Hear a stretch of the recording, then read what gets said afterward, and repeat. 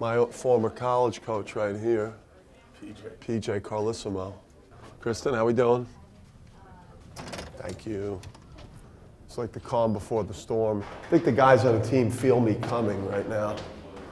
They could hopefully feel my energy starting to come down towards the court. Initially, when I walk in the gym, there might be like, in their own minds, like a slight, oh no.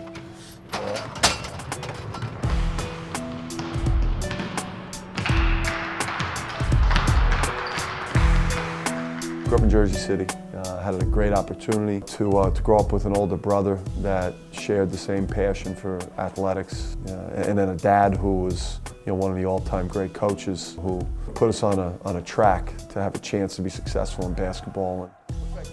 Bobby Hurley, grew up in Jersey City, New Jersey.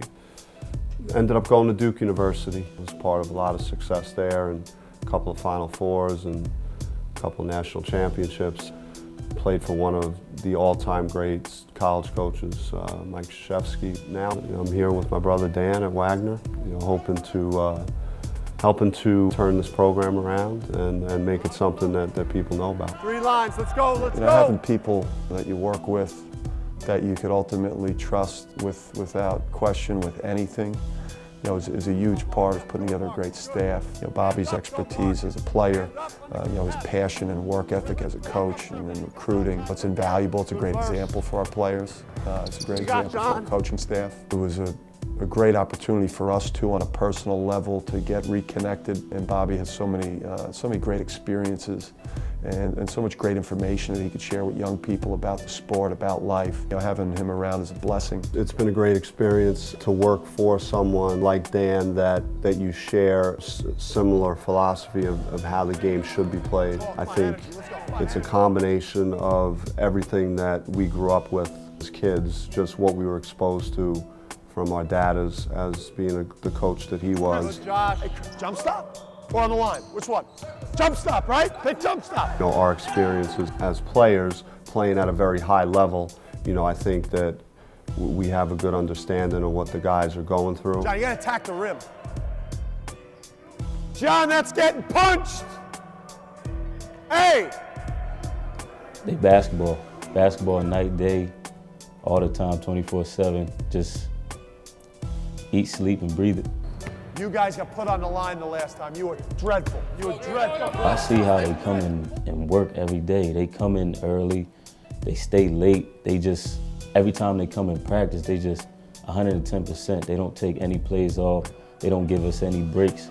And that's what they want us to give them back. And the respect part comes from them knowing the game. I know they know the game because they've proven it to me over and over. And they also have the credentials to prove it. Like when they played back in the day, like Coach Danny was a Big East player, which is hard to do. Coach Bobby has 2 national championships, which is amazing.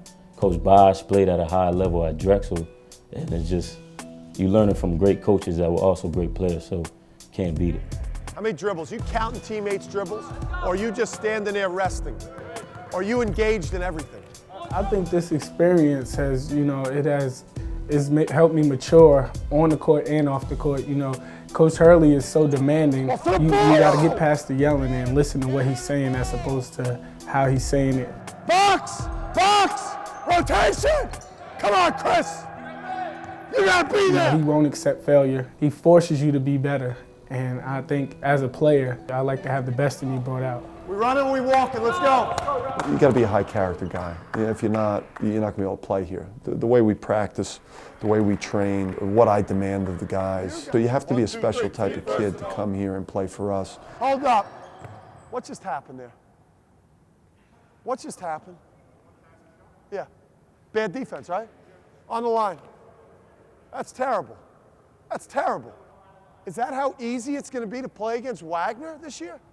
Wasn't that way last year, that's why we overachieved. We're setting ourselves up to underachieve.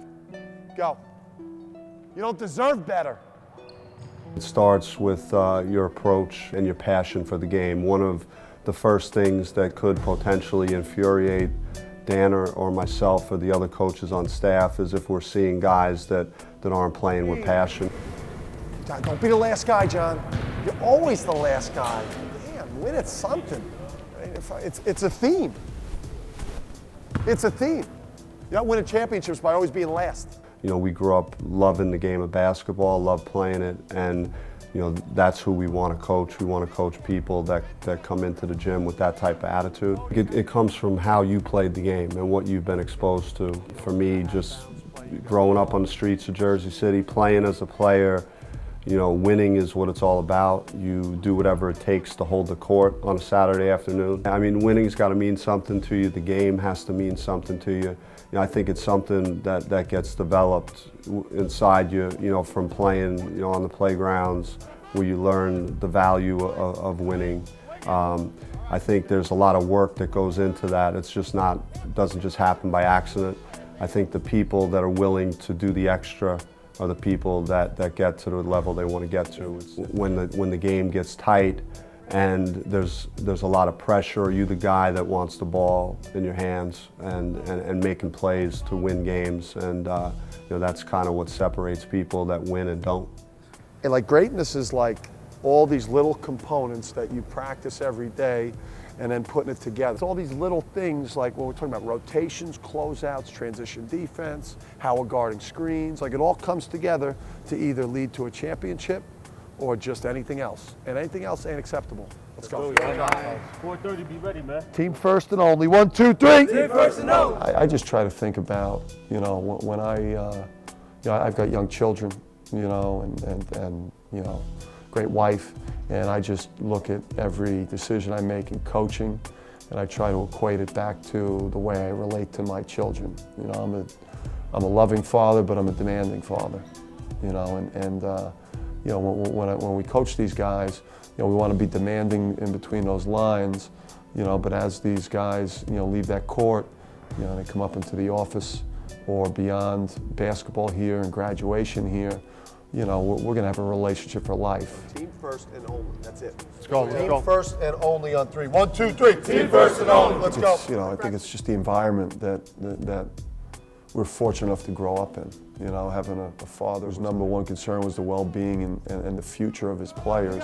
You know, I think it paved the way for our thinking to be what it is, which is, you know, prepare our guys not only to be successful on the court now, but to develop the characteristics and qualities that are going to carry them on into their professional life. I see I lost the weight now. Yo, remember we was taking the pictures?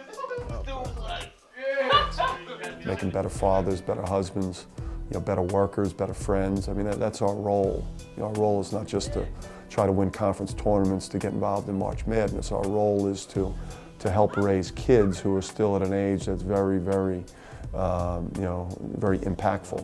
With the work that we put in and the type of players that we've brought into our program, we feel like we deserve an opportunity, you know, to play for a championship this year, and we will every year because of the way we're going to work.